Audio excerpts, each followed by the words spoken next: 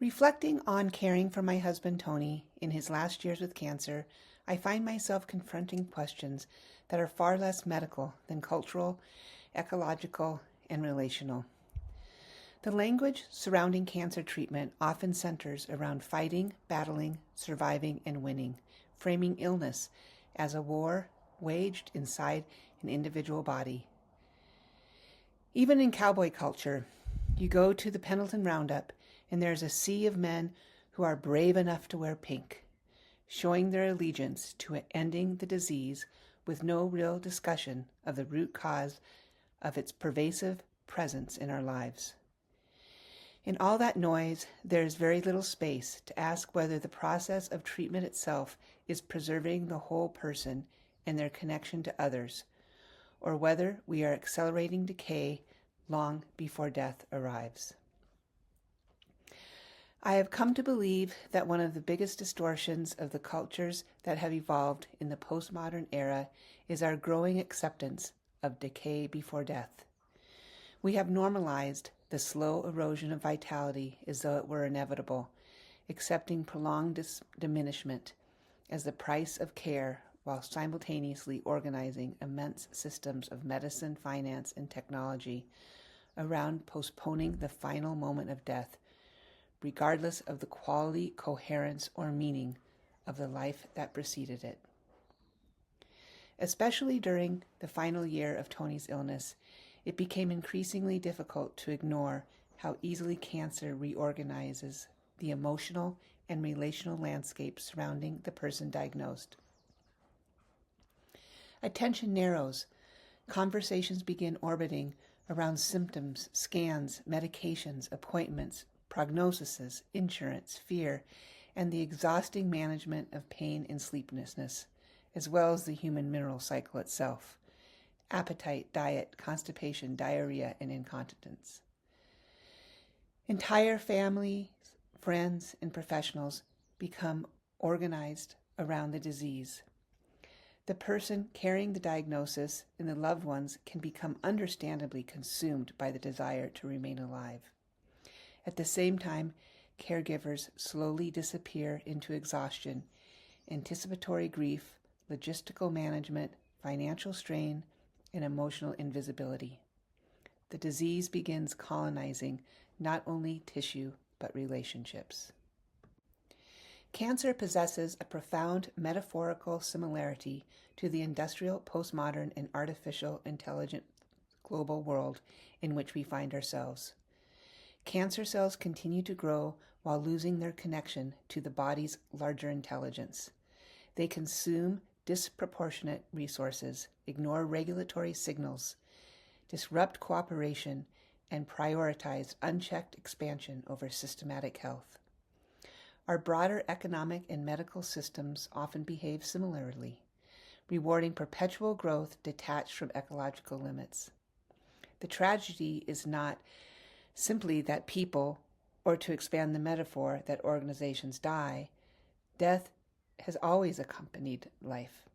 The tragedy is how many enter prolonged states of living decay years before death actually occurs. While contemplating my own health crises, the time with Tony in his last years, the way my mother chose to live nearly 2 decades fighting cancer, and the many organizations I have seen quietly disappear, I have increasingly become to believe that there is a distinction between aging and decay. Aging reflects movement through the natural life cycle. Decay reflects the loss of coherence, vitality, and relational integrity before life has completed itself. I wonder if many traditional cultures understood this intuitively.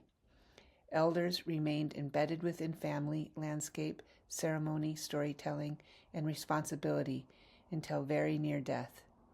Their bodies aged, yet their being often remained intact because vitality was more than metabolic performance. It included purpose, reciprocity, contribution, memory, and belonging. This is how my dear mother-in-law Sybil lived her life to the ripe old age of 99. What feels important to acknowledge is that decay is not confined to old age. Increasingly, I see people in their 40s, 50s, and younger experiencing forms of fragmentation that previous generations may once have associated with the final stages of life. Men and women still considered young become consumed by chronic illness, exhaustion, inflammation, anxiety, loneliness, or the relentless management of their own bodies, while the larger systems surrounding them quietly normalize these conditions as ordinary. Tony was not an elder. My dear friend in his late 40s, who has lived an extraordinarily health-conscious life, is now moving through aggressive cancer treatment. There are many businesses and organizations where enormous amounts of work are put into portraying health, while decay is eating away at their foundations. What concerns me is not simply premature death, but premature decay, the gradual narrowing of relationships, contributions, curiosity, courage, resilience, and presence, while people and organizations are still deeply needed by their families and communities. I have been brewing on returning decay to its proper place for a long time.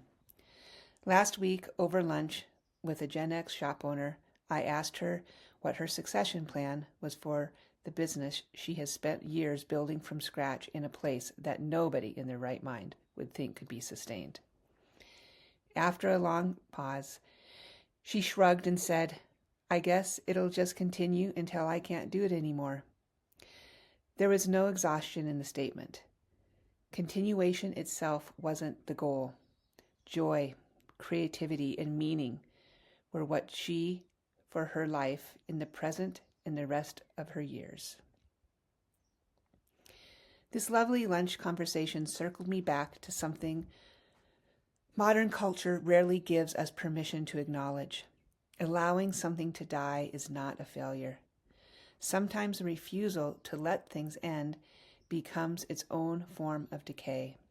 Businesses, relationships, institutions, identities, and even bodies can become organized around prolonging existence long after the vitality that once animated them has begun to disappear. In regenerative systems, death is not separate from renewal. What would it look like if we encouraged old structures to decompose into fertility, stagnant energy to return to circulation? Life continues precisely because nothing is forced to remain permanent. Holistic management asks us to evaluate decisions not through isolated variables, but through the lens of the whole, our desired quality of life, and the future relationships our decisions make possible. In land management, we try not to treat symptoms without understanding the root cause. We know that overrest can be damaging as overuse because stagnation interrupts nutrient cycling and energy flow. We come to know intuitively that vitality depends on maintaining relationships among all parts of the system. Yet when it comes to human health or the organizations we create, we often abandon this holistic thinking entirely. Not dying becomes the goal. From a holistic perspective, healthcare decision-making becomes far more than the ability of an intervention to prolong biological survival. Because life cannot be separated from the relationships, meaning, purpose, and coherence surrounding the person receiving care. The conversation expands to include how treatment influences a person's ability to remain connected to contribution, beauty, humor, affection, curiosity, and presence, while also acknowledging how prolonged illness reshapes the emotional, relational, and financial well-being of the family and community, carrying the often invisible weight of caregiving. The questions become difficult because fear of death exerts enormous power over human decision-making. Industrial medicine has become extraordinarily effective at offering additional procedures, treatments, interventions, and hope. Yet hope without context can quietly become its own form of extraction when no one feels permitted to ask whether more treatment necessarily means more life, more vitality, or even more comfort. Ecologically, regenerative systems depend upon timing. Decay belongs in a relationship with death because decomposition is what allows nutrients, energy, and accumulated life to return to the larger cycle where renewal becomes possible. Grasslands that oxidize without adequate biological cycling lose vigor while still technically covered in vegetation. Rivers disconnected from floodplains continue flowing while ecological function quietly collapses. Human beings can similarly remain biologically active and alive while emotional and spiritual fragmentation advances beneath the surface. I keep returning to the idea of creating regenerative cultures, the idea of sustaining vitality rather than merely extending survival. Understanding health as the quality of relationships between people, food, community, land, movement, meaning, and care across an entire living system, acknowledging that many scales and wholes exist. In such cultures, caregiving would not become an invisible burden quietly carried by exhausted family members or underpaid workers, while the medical system remains focused solely on the patient. Illness and healing would be understood as something that moves through relationships, families, and communities, not just bodies. The death of a loved one will always be a time of grief. I grieve every day that my favorite person is not by my side, and I will mourn when our little gourmet store no longer exists. The deeper question might be whether a person or a business could remain meaningfully alive as much as possible, retaining their purpose, dignity, humor, affection, and contribution until near the end, rather than entering a prolonged state in which existence continues while vibrancy steadily recedes. The cycle of life, a continuous process through which living systems emerge, grow, mature, decline, die, decay, and renew, allows energy, nutrients, memory, and relationships to move from one form of life into another. Every living system eventually moves through emergence, growth, maturity, decline, death, decay, and renewal. Death is not failure. After death, decomposition returns nutrients, energy, memory, and accumulated life into circulation where new growth becomes possible. Perhaps the more rooted invitation within holistic decision-making is learning how to care for life in a way that allows vitality, connection, meaning, and contribution to remain present, so that when death eventually arrives, decay can return to its proper regenerative role within the cycle of life. There is something deeply hopeful in remembering that regeneration has always depended on this bond between fully living and fully dying, and allowing decay to become one of the processes through which life continues.